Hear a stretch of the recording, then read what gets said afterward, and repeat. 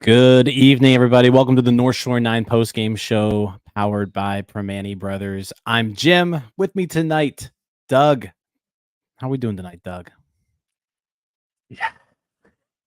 It's fine. It's just fine. Right? It's fine. This team is what this team is. It's just one of those shows. I feel like we've done this show 20, 30 times already this year, right? Right. Starting pitching was, starting pitcher gutted out a performance to keep the offense in the game. Offense just was pretty much non-existent throughout the entirety of this game. They went 7 full innings, without getting a hit, right? They had 2 hits in the 4th inning, 1 hit in the 9th inning. They struck out 13 times. And they lose tonight to the Milwaukee Brewers 4-3. So we will let's kind of get into it. Before we do, BetOnline is your number one source for all your summer sports this season, from MLB, golf, NBA, and NHL playoff stats. All the latest stats, news, and scores available to follow your favorite teams. Get the latest odds and lines, including the latest team matchups, player props, and odds on just about every sport out there. Head to the website today or use your mobile device to get in on the action. BetOnline, where the game starts. All right. So this one started. Andrew McCutchen leads off the game, and he actually kind of gets lucky for once, right? It doesn't count as a hit for him, but he ends up getting on second base. He leads off, fly ball to left center field. American Family, what's this stadium called now? American Family Insurance Field or something? Is that right? I think American Family Insurance Field. It'll always be Miller Park to me. No, but I miss Milwaukee County Stadium, so right? the predecessor of Miller Park, right? But at this time of the night, it's still sunny outside, and there are windows kind of behind, home plate. And Christian Yelich goes from, the shadows to the light. He loses the ball, bounces off his glove. Bucks are in business right off the bat. Andrew McCutchen, just an absolute gift. He gets to second base. And then the Pirates can't do anything with it. Reynolds, right. Cruz, Joe, all out. Joe Ross today in that first inning, I think had, I want to say like something stupid, like 6 or 7 whiffs. I know at the end of the second inning, he had 11 whiffs. For the game, right. He had 21. The Pirates couldn't touch him. Right, Joe Ross. Joe Ross. Right. Yeah. Joe Ross. The Pirates' single greatest ability this year is turning ordinary pitchers into extraordinary pitchers. Guys that aren't strikeout guys who get their career high in strikeouts, guys who are, not stretched out, getting their career high in innings pitched. I mean, it's just after Nick Gonzales' home run, we not a single hit for, I don't know, 3 weeks, it seemed like, until the 9th inning. I mean, it was just, it's so frustrating. We've only got a few guys on the team that can hit, and they can't seem to string them together. So that's a bad formula. It's just the lack of consistency for me. Like this is now every other game basically since Saturday, right? Saturday was a good offensive game. Sunday was terrible. Monday was good. Tuesday's now terrible. Right. The bats just they weren't there today at all. It was completely non-existent. O'Neal Cruz had a double in the 4th inning. And then Nick Gonzales with his first homer of the year since being called up. He gets the Pirates on the board. And then the Pirates don't get another hit until 2 outs in the 9th inning. Connor Joe hits a home run, his 6th home run of the year. Connor Joe now 890 OPS. I don't care what Derek Shelton has to say. Like at this point, I think Connor Joe just has to play every day. Like I get it that he's probably like he's performing really well right now because he's being put in really good situations, but he just faced a lights out reliever throwing the ball 99, 100 miles an hour, and he gave the Pirates some instant offense. So the rest of the you can team, though, play did him, nothing. right? You can play him at least 3 different spots, right? Or 4 if you count DH, right? I mean, you can play him at first base. You can play him in left and right field. So there should be no and the people you're playing him for are hitting 172, right? With slugging percentages of 360. There's no reason, none, that Connor Joe shouldn't be playing every day. It's I mean, I'd get it if he could only play first base and you're trying to get Rowdy go or something to that. But that's playing for Jack Sawinski, playing for Olivares, playing. I mean, it's please, nobody on this team can hit. This guy's hitting. He's hot. He's consistent. It makes no sense. It makes no sense.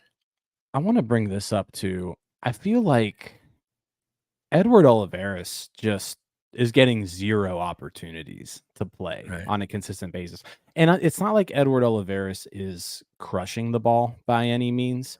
Like he's not having an incredible season, but Edward Olivares has at least put together like a respectable year thus far. Right. I mean, 93 weighted runs created plus. So he's like a slightly below league average hitter. He's got 4 home runs in just 26 games, 93 plate appearances.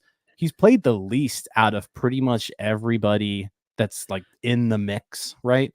Right. Outside of Leaky Williams. And he's being set down for guys that have a 67 weighted run. Right. He's just not playing at all. And I said, and the point is, like, Jack Sawinski's getting all this playing time. And Sawinski homered yesterday, but my God, Jack Sawinski's we've seen Sawinski go through some really rough patches, but nothing this rough for as long as it's been going on for. He's hitting 172. He's slugging 287. It's a 548 OPS. Like, he's been awful. And he's batting 5th. He's always you're batting him right in the middle of the lineup. Edward Olivares needs more playing time. Absolutely. That's kind of my takeaway after today. I'm happy someone put that in the comments because we're just not seeing enough Edward Olivares. If Mitch Keller keeps pitching well, Jack Sawinski is going to be the target of my bet. I can't take it. We're going to get 3 good weeks a year out of him. It's not, that'd be fine if this were like the playoffs, but no, it's a 26-week season. It's just not worth it. He's a decent defensive outfielder, but he's not, exceptional enough to keep running him out there. He's just not doing it. I mean, it's time to send him down, send him out, do something, but he is not performing at the major league level. I mean, again, he runs into one once in a while, but we're not even getting the hot streaks of last year of the 10 game where he's just on fire and then disappeared. No, we get one at bat every 12, 15 games. Yeah, it's just the streakiness of it. I forget who it was. Someone on Twitter today, and I'm sorry if I'm not remembering who it was, but someone on Twitter kind of brought up the point that clearly Jack Sawinski has a different approach this year, right? He's striking out significantly less, leading to more balls in play. He's seeing a lot of pitches. But the aggressiveness there, where the lack of aggressiveness, right? Last year, he was a super aggressive hitter. And yeah, he went through some dry spells, but he also went through times where he was like red hot. And it was because of that aggressiveness, right? Didn't someone say he was like prime Juan Soto? Juan Soto, right? That's what he looked like when he was hot. I remember that, yeah. So when it comes to this new approach that he has, he's not aggressive. It's leading to the power just completely disappearing. And the player that he is right now, it's not good, right? I'd rather have the other guy. Yeah. I'd rather have the guy who hit the ball over the fence and was streaky. And shout out Baseball Worldwide. Thank you for the support. Appreciate that. I'm with you right now. I think we need to see more Edward Olivares over Jack Sawinski. So I'm with you there. At least give him a little run, right? I mean, see, maybe with some consistent at bats, he could get hot. He's hit lefties well in the past. I mean, there's just nothing more frustrating than watching the team do the same things, get the same results, and then say the same empty crap afterwards. It's just. And I mean, it was top to bottom today, though, right? Like Cruz had nice double.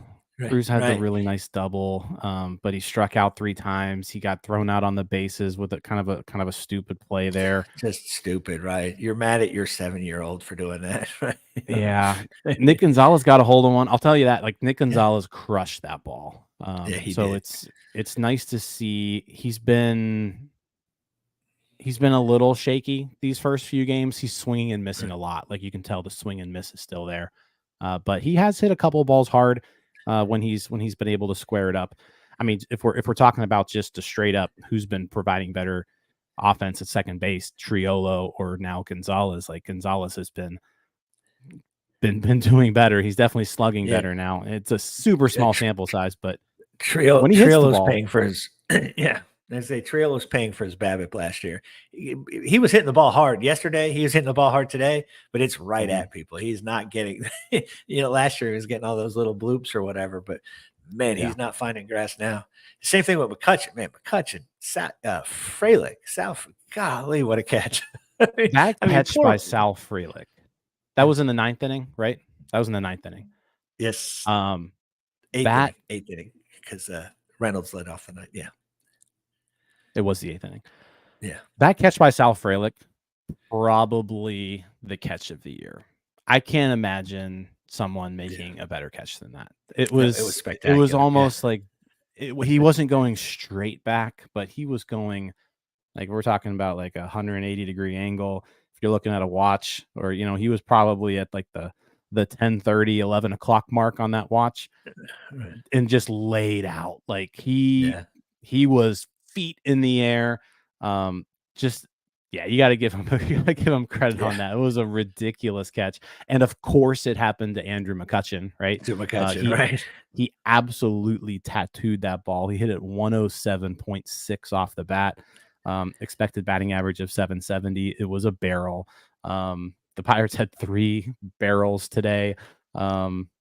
And 2 of them. I thought you were going to say they had 3 this month, but all right. Okay. 3 barrels today and 3 hits total for the game. So the balls, they weren't falling today, but they were swinging and missing just entirely way too much today.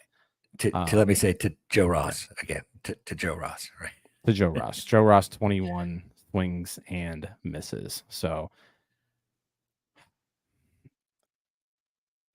this game I don't very have much emblematic of our season offensively. It just struck me at kind of watching Priester at one point, thinking, he's emblematic of the entire organization, right? It's there. There's something there. You see it. He just can't quite put it together. And then he's relieved by Kyle Nicholas, and it's there, but just can't quite put it together. And Brian Hayes and Sawinski and Henry Day, we have way too many guys who just have it. It's there. So is it the player's fault? Is it development? Is whatever? But I mean, it's just really frustrating. You can't have this many talented players not sort of reaching their potential.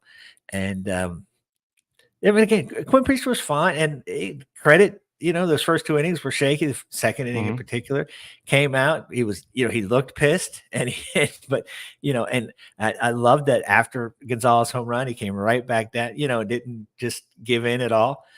6 innings. At least gave us some innings. I mean, our favorite phrase this year, he pitched well enough to win, but, the thing is too, is like, he'll look great for 2 innings and then can't find, him and Nicholas both, right? They look great, strike out 2 guys and then can't find the strike zone. It just lose it just like that, in an instant. And it's just so frustrating when there's this talent there. And I'm not expecting Jack Sawinski to be Willie Mays, right? I just hit 240, get on base, 375. Just be a little above average. Be who you've been your entire career. Yeah. Honestly. That's even just be the guy you were last year. And that guy drove me crazy, but not like this, right? Like I said, at least he was swinging. At least he'd go on those hot streaks. Those were fun to watch. Now he's just, I don't know what he's just standing there like a statue and just, I don't know of any offensive approach that tells you to just be so passive. Like, I don't know. When I played Little League, you were supposed to hunt your pitch, right? That's what you did. You waited for your pitch. And I don't know what his pitch is. He's waiting an awful long time. Yeah, I don't know how much more we can add about this offense. Connor Joe, I can't say enough about Connor Joe. Like he's like carrying this team, and he's been just consistent from day one. Like he has been a good hitter day in and day out since opening day. He hasn't been cold. He hasn't been hot. Like he's just been consistent throughout. Day to day. Yeah. Oh, and it's O'Neal really Cruz something. O'Neal Cruz is hitting the ball hard right now, and I like what I'm seeing out of him. But they this lineup was hitting like we thought it would, the Connor Joe thing would be such a blessing, right? It'd be like, okay, this is a place we weren't expecting this kind of production. And you add that to what these other guys are doing, and wow, we're a formidable lineup. And he's the only, guy. Like I said, Cruz seems to be catching on. And, obviously Reynolds was spectacular yesterday, but you can't, we're back to 2021 where we've got, 5 easy outs in a row, and it's, if not 6, and you just cannot put up a lot of runs on the board when, the bulk of your lineup is just swinging and wailing away. Yeah, and I think the Brian Hayes injury is hurting a bit right now too, because I think Jared Triolo, and you mentioned him before, right? He's struggling big time. Yeah, yes, he is. 55 weighted runs created plus now, 521 OPS. Like when we talk about 521 OPS, we need to talk about like who he's in like the territory of. 521 OPS is 37 points worse than Josh Van Meter was in 2022, right? So remember how crazy we were about Josh Van Meter. Oh God, every time he was in the lineup, right? Jared Triolo has been significantly worse offensively so far this year. And I know Ke'Bryan Hayes hasn't been good this year offensively, but I mean, Ke'Bryan Hayes has basically been who Ke'Bryan Hayes has been his entire career. Right. His career below average hitter, right? Below average, a below average hitter right now on this lineup would be very welcome. It would be a very welcome. Well, yeah, we'd had production, right? Would be, we would think he was Babe Ruth, so. Yeah. So like Triolo right now being forced to play every single day because of that Hayes injury is dragging the lineup down. You mentioned the BABIP. Yeah, it's low. I mean, last year was ridiculously high. I think he angered the BABIP gods. This is just he's paying for last year. He pissed them off, and this is his payback. But at the same time, he also, you mentioned like a couple hard hit balls, but like overall, he's not hitting the ball hard, and he never did. Like it was kind of all smoke and mirrors last year on the offensive side of things. He is a good fielder, but like the dude can't hit. He really can't. Yeah. And I don't think he's ever going to be honest. Doesn't look like it, right? It doesn't look like that's in his bag of tricks, right? He's like I said, really good fielder. But last year, the first time he was up, it was all his hits were bloops over the second baseman's head, right? And then he came back and he hit the ball. He had a nice little streak there. He was hot. Again, the BABIP was out of this world. None of us believed it. You don't sustain that kind of a batting average balls in play. You just don't. And he's, that's proving out now as he doesn't make solid contact. He doesn't really, doesn't offer much offensively at all. Right. And his defense is, while it's spectacular, it's not good enough to carry that bat. Ron says he agrees with a grumpy old guy. Doug, I'm assuming that's you, but I'm not that grumpy, really, but no, you're not grumpy today. I feel like you're actually you're in a pretty good mood there. Yeah. Let's talk about Quinn Priester. We haven't really spent a whole lot of time there. You mentioned a little bit about how he was doing. I thought it was an extremely gutsy performance for him. I thought after that second inning happened, he really just like he dug down and pitched really well from that point forward. The fact that he went out there and gave us, like, I would have never imagined he would have given us 6 innings today after that second inning, right? Like he was looking terrible.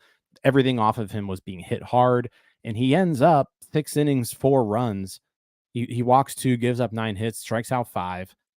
The stuff looked a lot better that second half of the outing, but he was cruising really from that second inning on. From that second inning, he was cruising. Yep.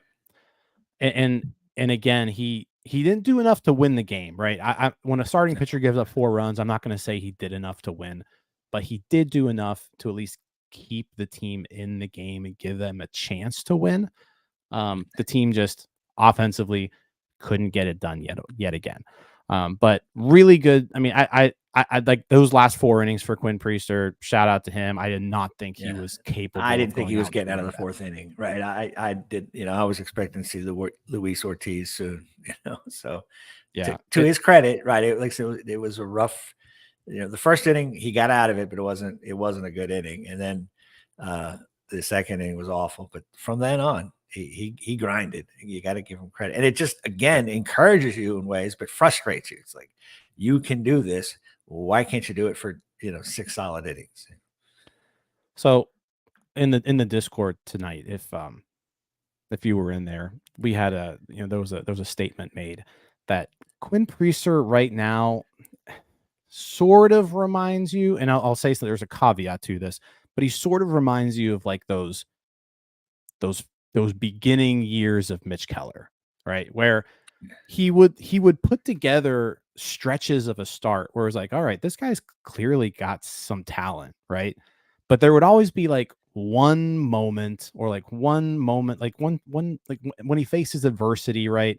There would be something that happens every single start where he just isn't able to overcome that one particular moment.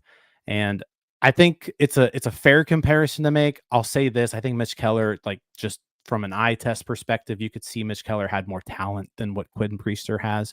But right. I think that you're seeing a lot of similarities between the two, like early year Mitch Keller and Quinn Priester now, because like I said, he's putting together, it seems like every start he puts together a stretch where it's like, there's something here to this guy, but there's just like one moment where it's doesn't work out for him, right? And it's like, when is he going to figure out how to overcome that one moment?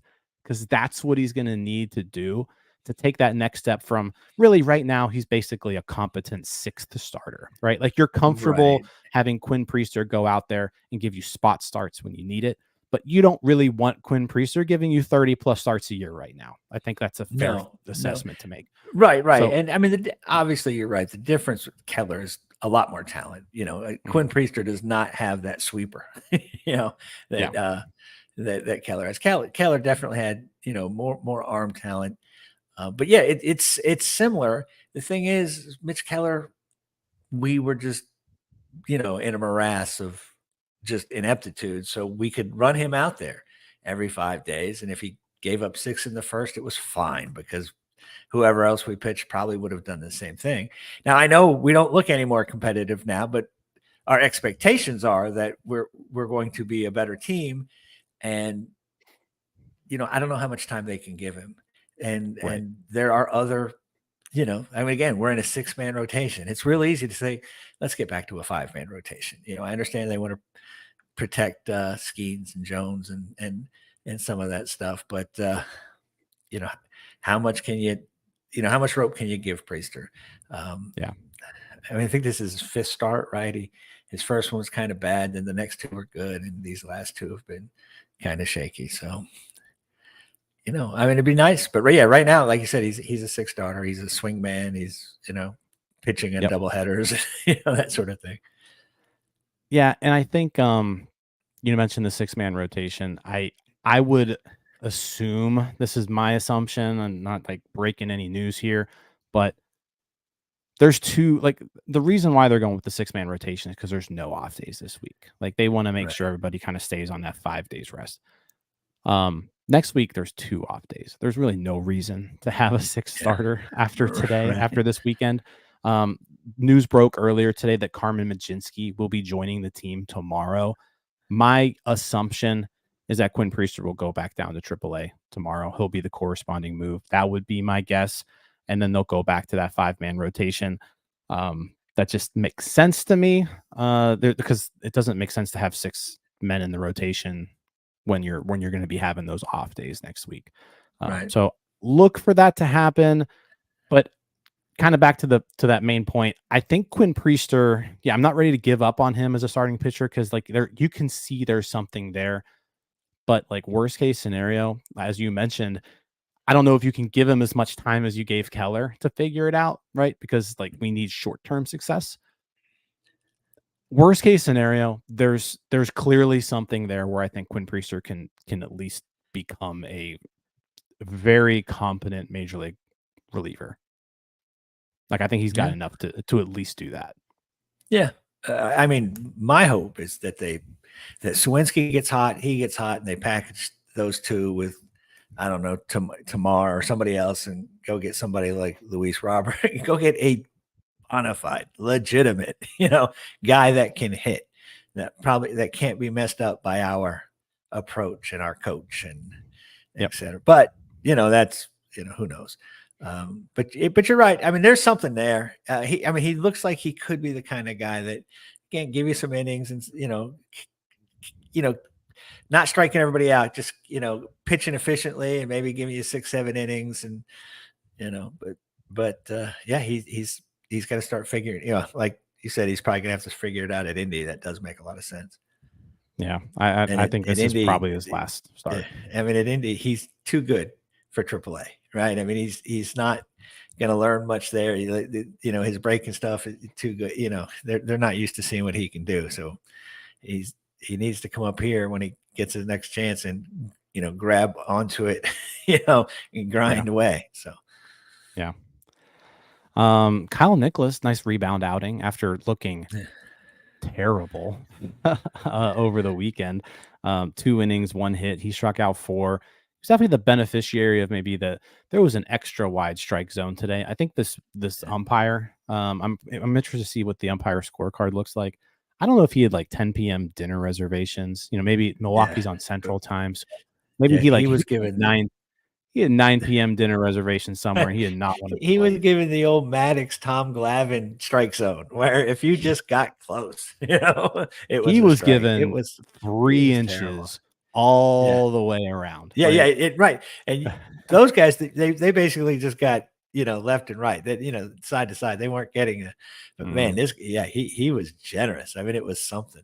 You mentioned, I am a proponent of robot umps. I hate how bad umpires have been, and again, it was the Maddox and Glavine strike zone that drove me crazy as a Pirate fan.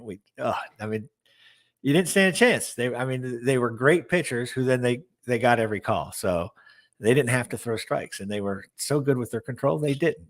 It's driven me crazy ever since. They have tightened it up a little compared to back in those days, but they're just awful. I mean, it's clearly a nearly impossible job to do. And I say bring in the robo, but that's a different discussion for a different podcast. I think. Different show, right? Yeah. Well, tomorrow is a day game. Game 3 rubber match. Martin Perez against Robert Gasser. Robert Gasser will be making his 2nd start of his career. He put 6 scoreless in his MLB debut last week. Martin Perez having a pretty good start to the season. Back-to-back, shaky starts that he's coming off of. See if he can get back into the groove that he was on earlier in April. But that's all I got for today, Doug. You got anything else? No, sorry, no sandwiches. Thanks for joining us. The chat is great. Our multiple over 4,000 subscribers. You guys are awesome.